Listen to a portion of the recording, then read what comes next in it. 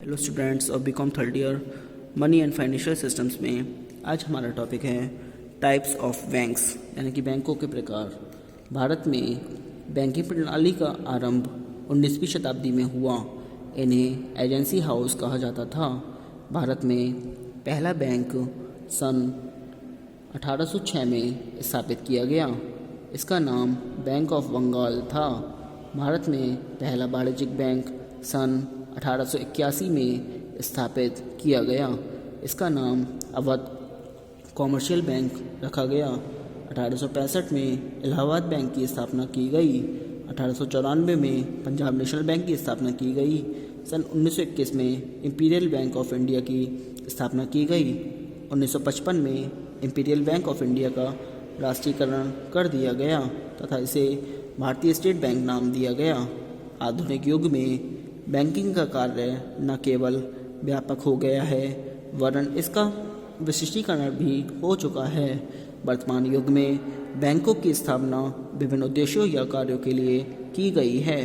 विभिन्न उद्देश्यों हेतु स्थापित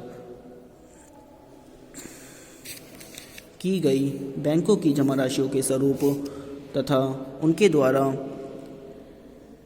दिए जाने वाले ऋणों के उद्देश्य भी अलग होते हैं।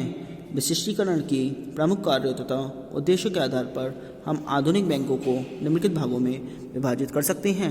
नंबर 1 है केंद्रीय बैंक। केंद्रीय बैंक देश की बैंकिंग प्रणाली की सर्वोच्च संस्था के रूप में होती है। इसे नोट निर्गमन का एक अधिकार प्राप्त होता है। साख का नियमन एवं नियंत्रण, व्यापारिक बैंकों के कार्यों का नियमन एवं मार्गदर्शन, अर्थव्यवस्था संबंधी विभिन्न आंकड़ों का संकलन एवं प्रकाशन आदि कार्य केंद्रीय बैंक द्वारा ही किए जाते हैं।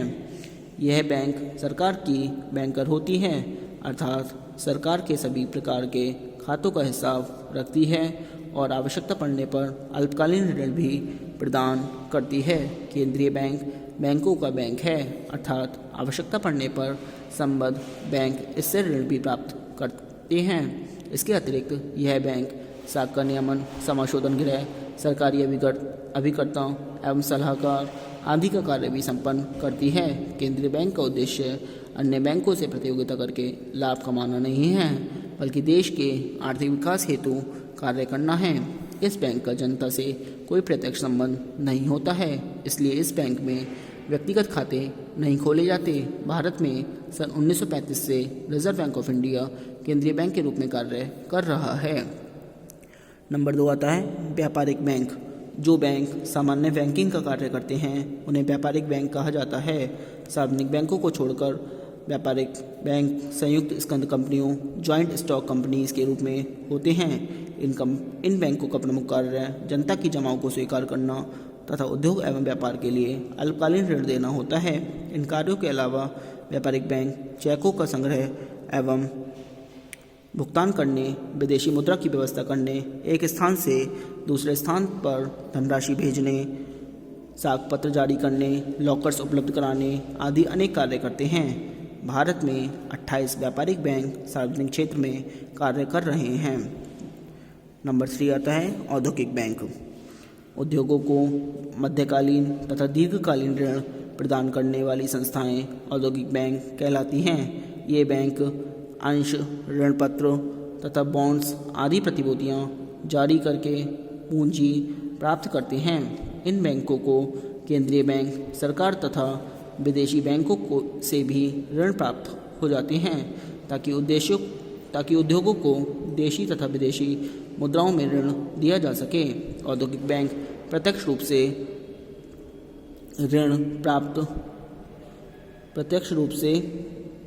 ऋण देने के अतिरिक्त औद्योगिक संस्थाओं के अंश, ऋण पत्र, बॉन्ड्स आदि के विक्रय में भी सहयोग देते हैं तथा कभी कभी उनके ऋण पत्रों का भी गोपन करके उन्हें पूंजी प्राप्त करने में सहायक होते हैं। भारत में भारतीय औद्योगिक विकास बैंक IDBI, भारतीय औद्योगिक साख एवं विनियोग निगम ICICI, भारतीय औद्योगिक पूंजी निवेश बैंक लिमिटेड IIBI, राज्य वित्त निगम SFC आदि औद्योगिक बैंकों के उदाहरण हैं। इन संस्थाओं को विकास बैंक भी कहा जाता है। ये औद्योगिक विकास के लिए तकनीकी प्रबंधकीय तथा विपणन आदि के लिए सुविधा एवं सलाह भी प्रदान करते हैं। नंबर 4 आता है विनियोग बैंक। जनसाधारण की अति अल्प बचतों को एकत्र करके उन्हें लाभप्रद ढंग से विनियोजित करने वाली संस्थाओं को विनियोग बैंक कहते हैं। भारत में यूनिट ट्रस्ट ऑफ इंडिया, जीवन बीमा निगम, म्यूचुअल फंड्स आदि विनियोग बैंक के रूप में कार्य करते हैं। इस प्रकार ये संस्थाएं पूंजी चाहने वाली संस्थाओं एवं विनियोग के इच्छुक लोगों के बीच मध्यस्थ का कार्य करती हैं। इससे दोनों पक्ष लाभान्वित होते हैं। नंबर 5 विकास बैंक। ये ऐसी विशिष्ट संस्थाएं होती हैं जो उद्योग, कृषि एवं आधारभूत ढांचे के विकास के लिए न केवल दीर्घकालीन एवं आसान शर्तों पर ऋण उपलब्ध करवाती हैं, बल्कि तकनीकी प्रबंधकीय, विपणन आदि के लिए सुविधा एवं सलाह भी प्रदान करती है।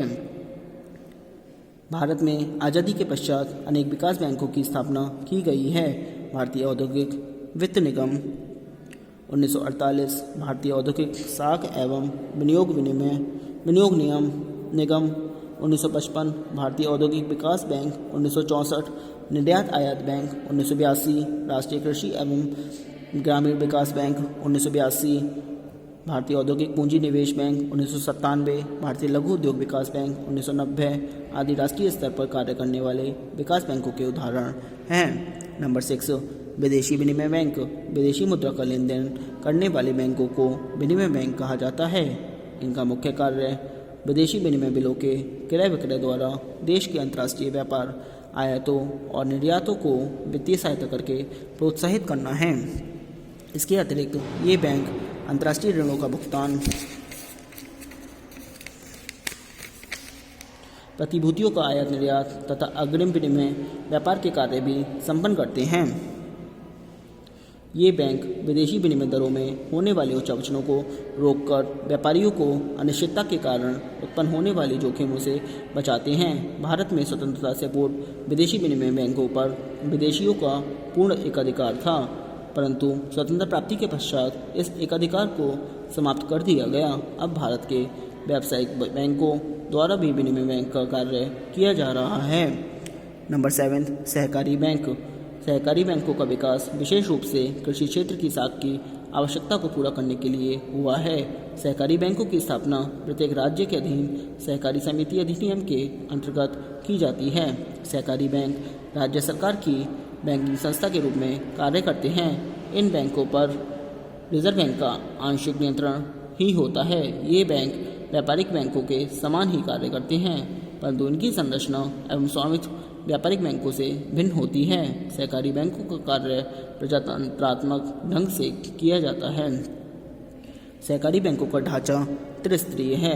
प्रथम, राज्य स्तर पर राज्य सहकारी बैंक, शीर्ष बैंक, द्वितीय जिला स्तर पर केंद्रीय सहकारी बैंक और तृतीय ग्राम स्तर पर प्राथमिक सहकारी कृषि साख समितियां कार्यरत हैं।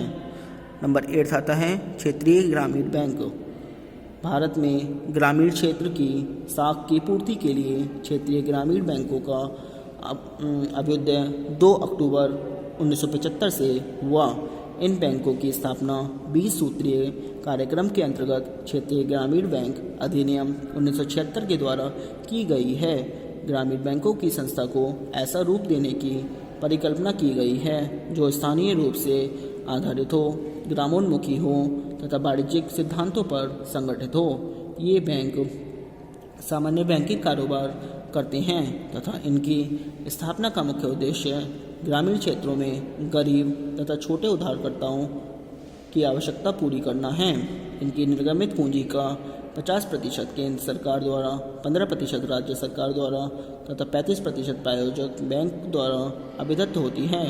इन बैंकों का प्रबंध एक निदेशक मंडल द्वारा किया जाता है। इन बैंकों की जमा राशियों का बीमा तथा ऋण गारंटी निगम द्वारा किया जाता है। नंबर 9 अंतर्राष्ट्रीय बैंक। अंतर्राष्ट्रीय बैंक वह होती है जिनका उद्देश्य संकट काल में सदस्य राष्ट्रों को वित्तीय सहायता प्रदान करना तथा अंतर्राष्ट्रीय आर्थिक विवादों को सुलझाना है। स्वर्णमान के पतन के पश्चात तथा द्वितीय विश्व युद्ध समाप्त होने पर युद्ध जर्जरित देशों के पुनर्निर्माण तथा विकासशील देशों के आर्थिक विकास के लिए सन 1945 में 2 संस्थाओं विश्व बैंक और अंतर्राष्ट्रीय मुद्रा कोष की स्थापना की गई। इसके अतिरिक्त अंतर्राष्ट्रीय वित्त निगम, अंतर्राष्ट्रीय विकास संघ आदि भी अंतर्राष्ट्रीय बैंकों के उदाहरण हैं। इन बैंकों का प्रमुख कार्य विभिन्न देशों के मध्य मौद्रिक सहयोग स्थापित करना, सदस्य देशों के लिए ऋण की व्यवस्था करना और ऋणों के संबंध में गारंटी देना, विदेशी विनिमय दरों में स्थिरता बनाए रखना, अंतर्राष्ट्रीय व्यापार को प्रोत्साहन देना और सदस्य देशों के संतुलित आर्थिक विकास में सहयोग देना है। नंबर 10, देशी बैंकर।